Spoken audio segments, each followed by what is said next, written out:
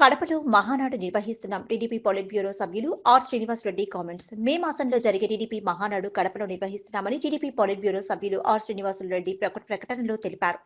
ఈ రోజు సీఎం చంద్రబాబు గారి అధ్యక్షతన జరిగిన పొలిట్ బ్యూరో సమావేశంలో ఈ నిర్ణయం తీసుకున్నట్లు తెలిపారు. అంగరంగ వైభవంగా మహానాడు నిర్వహిస్తున్నామని తెలిపారు. కూటమి ప్రభుత్వం ఏర్పాటైన తర్వాత మొదటిసారి కడప జిల్లాలో మహానాడు నిర్వహించడం ఆనందంగా ఉందని తెలిపారు. జిల్లాలో ఎక్కడ నిర్వహించాలి అనేది జిల్లా నాయకులతో మాట్లాడి త్వరలో స్థలం నిర్ణయిస్తామని సింగారెడ్డి గోవర్ధన్ రెడ్డి తెలిపారు. విధంగా పెన్షన్ అమలు చేస్తున్నాం. మహిళలకు ఉచితంగా 3 గ్యాస్ సిలిండర్లు అమలు చేస్తున్నాం. అదేవిధంగా మిగతా కార్యక్రమాలైన మహిళలకు ఉచిత బస్సు కానీ,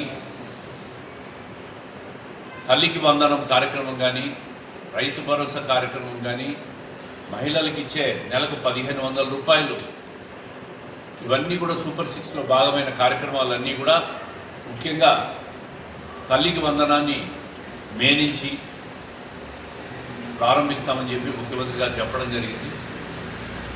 అదేవిధంగా ఉచిత బస్సు ప్రయాణం మీద కూడా అధ్యయనం చేస్తున్నాం. 2-3 నివేదికలు వచ్చిన తర్వాత ఎలక్ట్రికల్ బస్సెస్ అన్నీ కూడా ఇంట్రడ్యూస్ చేస్తున్నాం.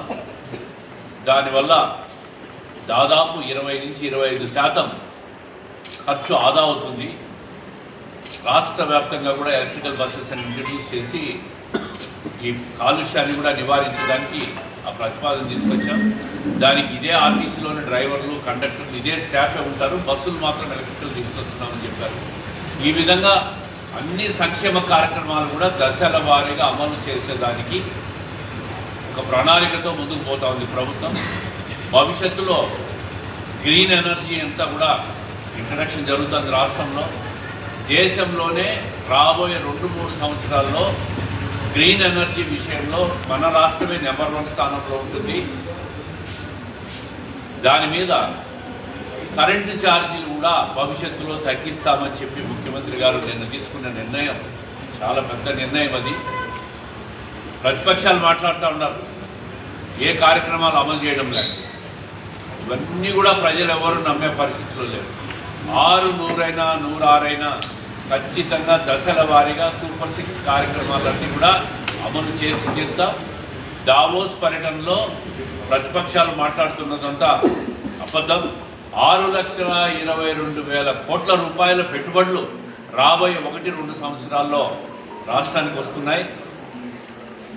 మహారాష్ట్ర తర్వాత ఆంధ్రప్రదేశ్ రాష్ట్రమే 2వ ప్లేస్లో ఈరోజు పెట్టుబడుల్లో దావోస్లో ముఖ్యమంత్రి గారు చేసిన పర్యటనలో విజయవంతంగా అంత పెద్ద ఎత్తున పెట్టుబడులన్నీ ఆకర్షించి రాబోయే 2 సంవత్సరాలు అవన్నీ కూడా వస్తున్నాయి. దాని ద్వారా జిఎస్టీ కానీ, ట్యాక్సెస్, ఇండైరెక్ట్, డైరెక్ట్ ట్యాక్సెస్ కూడా రాష్ట్రానికి ఆదాయం వస్తూ ఉంది.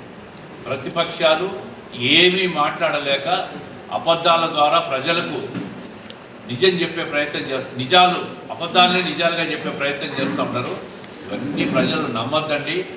ఖచ్చితంగా రాబోయే 3 సంవత్సరాల్లో గ్రీన్ ఎనర్జీలో కానీ, అభివృద్ధి కార్యక్రమాల్లో కానీ, ఐటీలో కానీ అన్ని రంగాల్లో రాష్ట్రం ముందుకు పోతూ ఉంది. ఉద్యోగ కల్పన కూడా దీని ద్వారా జరుగుతుంది. ఉపాధి కల్పన కూడా జరుగుతుంది. ఇవన్నీ కూడా మహానాడులో ముఖ్యమంత్రి గారు తీసుకున్న నిర్ణయాలన్నీ కూడా ఒకసారి మీ ద్వారా ప్రజలు తెలియజేస్తూ ఉన్నాం. ఒక పండుగ వాతావరణంలో చరిత్రలో నిలిచిపోయే విధంగా మహానాడు జరిపేందుకు ప్రతి తెలుగుదేశం పార్టీ కార్యకర్త కూడా నడుం బిగించాలని చెప్పి ప్రతి ఒక్కరిని కూడా కోరుకుంటున్నాం. దేశంలోనే కాదు, వాట్సాప్ గవర్నెన్స్ ప్రపంచంలోనే ఇంతవరకు ఎక్కడా లేదంట ఆ విధానం. అది ఆంధ్రప్రదేశ్ రాష్ట్రంలో ఇంట్రడ్యూస్ చేస్తాం. ఏ సామాన్యుడైనా కూడా ఉదాహరణకు సచివాలయం పోయి ఒకటి అప్లై చేయాల్సి వస్తుంది. అది అవసరం లేకుండా ఇప్పటికే 160 కార్యక్రమాలన్నీ కూడా వాట్సాప్లో మనం ఫీడ్ చేసుకొని అప్లై చేసుకుంటే వాట్సాప్లోనే డౌన్లోడ్ చేసుకొని మీ ఇంట్లో నుంచి పని చేసుకుని మీ ఇంటికే సర్టిఫికెట్ వచ్చే విధానాన్ని ప్రారంభించాడు. రాబోయే 6 నెలల నుంచి సంవత్సరం లోపల దాదాపు 500 కార్యక్రమాలు వాట్సాప్ ద్వారా ఇంట్రడ్యూస్ చేయబోతున్నాడు. ఇది ఈ ప్రభుత్వ పనితీరుకు ఐటీని పూర్తిగా అందిపుచ్చుకొని ప్రజలకు ఇచ్చే సౌకర్యం. ఇది మన దేశంలోనే కాదు, ప్రపంచంలో కూడా ఎక్కడా లేదండి. వాట్సాప్ ద్వారా అందరూ కంప్యూటర్లలో దాని ద్వారా డౌన్లోడ్ చేసుకుంటారు. ఇప్పుడు దారిలో పోతూ ఫోన్లో కూడా మనం డౌన్లోడ్ చేసుకునే సౌకర్యాన్ని రాష్ట్ర ప్రభుత్వం కల్పిస్తుంది. పేదవాడికి ఇది ఒక పెద్ద అవకాశం, సదవకాశం. ప్రతి ఒక్కరూ కూడా సులభతరంగా వినియోగించుకొని వారి ప్రభుత్వం అందించే సంక్షేమ కార్యక్రమాలు కావచ్చు, సర్టిఫికెట్స్ కావచ్చు, ఏది కావాలంటే అది వాట్సాప్ ద్వారా వినియోగించుకోవడానికి అవకాశం. రాయలసీమ వాసులకు అందరికీ తెలియజేసేదానికే ఈరోజు ఈ ద్వారా ఈ కార్యక్రమాన్ని ఏర్పాటు చేశాం. నిన్న తెలుగుదేశం పార్టీ పాలిట్ బ్యూరో సమావేశంలో కడప జిల్లాలో మహానాడు నిర్వహించాలని మే 27, 28, 29 3 రోజులు ఘనంగా ఎన్టీఆర్ గారి జన్మదినాన్ని జరుపుకోవాలా, మహానాడు జరుపుకోవాలని చెప్పి పార్టీ అధ్యక్షులు చంద్రబాబు నాయుడు గారు నిర్ణయం తీసుకున్నారు. దాంట్లో భాగంగా కడపలో నిర్వహించడం ఒక గొప్ప చరిత్ర.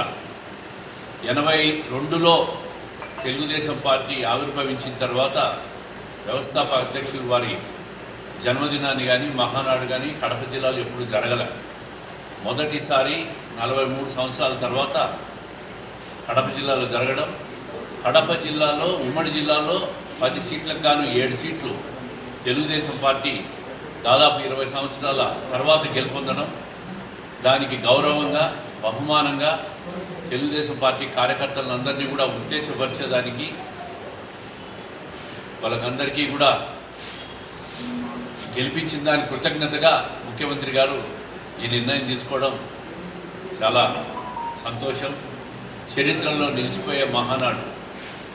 ఎందుకంటే గతంలో ఎప్పుడు కూడా ఈ 42 సంవత్సరాల్లో తెలుగుదేశం పార్టీ మహానాడు కడపలో ఎప్పుడు నిర్వహించాల. తిరుపతిలో జరిగింది, అనంతపురంలో జరిగింది, కర్నూలులో జరిగింది, కానీ రాయలసీమలో కడపలో ఎప్పుడు జరగలే. మేము ముందే చెప్పాం, కడపలో జరపాలి సార్. రాయలసీమలో నడిబొడ్డున కడప ఉంది, అన్ని ఏర్పాట్లు సౌకర్యాలు కూడా ఉన్నాయి, ఘనంగా జరుపుకోవాలని చెప్పగానే ముఖ్యమంత్రి గారు వెంటనే నిర్ణయం తీసుకోవడం చాలా శుభపరిణామం. త్వరలో దాని మీద రాష్ట్ర పార్టీ కూడా మహానాడు కమిటీ ఏర్పాటు చేస్తుంది. కమిటీ ఏర్పాటు అయిన తర్వాత స్థలాన్ని ఎక్కడ నిర్వహించాలనేది డిసైడ్ చేస్తాం. రకరకాల ప్రతిపాదనలు ఉన్నాయి. అన్నీ చూసిన తర్వాత అనువైన స్థలాన్ని ఏర్పాటు చేసి అనువైన స్థలాన్ని సెలెక్ట్ చేసి మహానాడును ఘనంగా నిర్వహిస్తాం.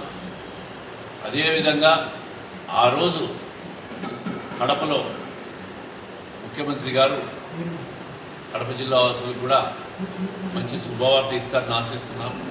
వారికి ఇప్పటికే వారి చెవిలో కొన్ని ప్రతిపాదనలు కూడా పెట్టాం. తప్పకుండా కడపలో సీటు గెలిపించిన దానికి గాను బహుమానంగా చేస్తారని చెప్పి మహానాడు సందర్భంగా కూడా ఆశిస్తూ ఉన్నాం. ఇంతకుముందు ఎప్పుడు కూడా చరిత్రలో ఎప్పుడు జరగలేదు.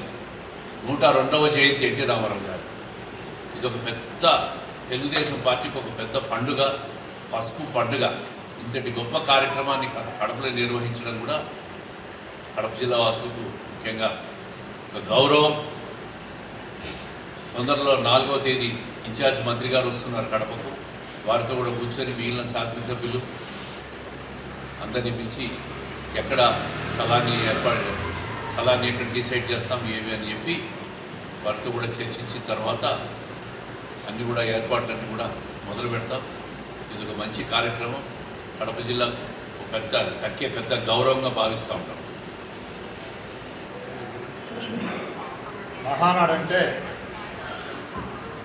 తెలుగుదేశం పార్టీ కుటుంబ సభ్యులందరూ కూడా పండగ. మహానాడు ఎక్కడ జరిగినా కూడా కుటుంబ సభ్యులందరూ కూడా పండగ వాతావరణం జరుపుకోవాలనే ఉద్దేశంతో ప్రతి చోటికి ఎక్కడ జరిగితే అక్కడికి దాదాపుగా ఒక వారం ముందు వెళుతూ అక్కడ 3 రోజులు ఉండి మహానాడును దిగ్విజయంగా పూర్తి చేసుకొని తిరిగి వారి స్వస్థానాలకు వస్తాము. ఆనాడు ఎన్టీ రామారావు చూశారు మీరు, నేషనల్ ఫ్రంట్. దాదాపుగా వాజ్పేయి దగ్గర నుంచి ఈ దేశంలో ఉన్నటువంటి ప్రతిపక్ష నాయకులందరినీ కూడా తీసుకొని వచ్చి విజయవాడ నడిబొడ్డులో బ్రహ్మాండమైనటువంటి మహానాడు కని విని ఎరగని రీతిలో ప్రపంచం యావత్తు కూడా విజయవాడ వైపు చూడడం జరిగింది. ఇంతమంది కురువృద్ధులందరూ కూడా ఆ మహానాడుకు రావడం జరిగింది. అదేవిధంగా ఆ రోజు నుంచి కూడా మహానాడును ప్రతి సంవత్సరం కూడా మీరు చూసింటారు, హైదరాబాద్ అయితే గోషామాల్ స్టేడియం నుంచి సికింద్రాబాద్ వరకు నడుస్తూ వచ్చినాం. దాదాపుగా 15-20 కిలోమీటర్లు ఉంటాయి. అటువంటి కూడా మనం పండగలో, ఆనాడు పండగలో ప్రతి కార్యకర్త కూడా కథం తగ్గి నడవడం కూడా జరిగింది. అంటే గోషామాల్ స్టేడియం అంటే ఓల్డ్ సిటీ, అక్కడి నుంచి సికింద్రాబాద్ దాదాపు 15 నుంచి 20 కిలోమీటర్లు. అటువంటి జరుగులు లెక్క చేయకుండా కార్యకర్తలు నడిచి ఇది మాది, మా పండగ, మా మహానాడు అని చెప్పేసి మరి ప్రతి ఒక్క కార్యకర్తలు. ఎందుకంటే ఇతరులకి కడప జిల్లాలో ఎక్కువ సీట్లు వస్తే కడప జిల్లాలో తెలుగుదేశం పార్టీ జెండా ఎగరేయండి, మీకు తెలుగుదేశం పార్టీ కానుకగా మహానాడు పెడతానని చెప్పి తిరుపతిలో చెప్పడం జరిగింది చంద్రబాబు. అదేవిధంగా 17 సీట్లు కన్నీ విని ఎరగబెత్తులు. కడప ఎత్తుకుంటే దాదాపు 50,000 డెఫిసిట్ పూర్తి. అదేవిధంగా ప్రతి నియోజకవర్గంలో కమలాపురం కానీ, రొద్దుటూరు కానీ, మైదుకూరు కానీ, జమలమడం కానీ, ఈ విధంగా చూస్తే మరి బ్రహ్మాండమైనటువంటి మెజార్టీ ఇచ్చినటువంటి ప్రజలకు ఇవాళ చంద్రబాబు నాయుడు శుభవార్త చెప్పడం. నిన్న పాలిట్ బ్యూరోలో మరి శ్రీనివాసరెడ్డి గారి అడగడం కూడా జరిగింది, కడపలో పెడితే మీ పరిస్థితి ఏమని. తప్పకుండా బ్రహ్మాండంగా కార్యకర్తలు ఉన్నారు సార్, నాయకులు ఉన్నారు, అందరినీ కలుపుకొని పోయి బ్రహ్మాండంగా విజయవంతం చేసి చూపిస్తాం సార్. మా పడ మేము మొదలు పడతాం. తెలుగుదేశం పార్టీ కార్యకర్తల పండగ వాతావరణంలో ఇది జరుపుకునే విధంగా కడప జిల్లా పేరును సువర్ణాక్షరాలతో లిఖించే విధంగా మహానాడు జరుపుదామని చెప్పేసి హామీ ఇవ్వడం. ఆయన హామీ ఇచ్చినాడంటే మేమందరం కూడా పనిచేయాల్సింది, తప్పకుండా పనిచేస్తాం, రాత్రి మౌలు పనిచేస్తాం. ఎందుకంటే మన జిల్లాకు వచ్చింది, మనం దీన్ని మళ్ళీ ఒకరు చెప్పాలి. కడపలో బ్రహ్మాండం జరిగిందని. ఎందుకంటే మీరందరూ చూశారు, జోనల్ 4th జోన్ మీటింగ్ జరిగింది ముత్తా ఎస్టేట్లో. అక్కడికి వచ్చినటువంటి సీఎం సెక్యూరిటీ కానీ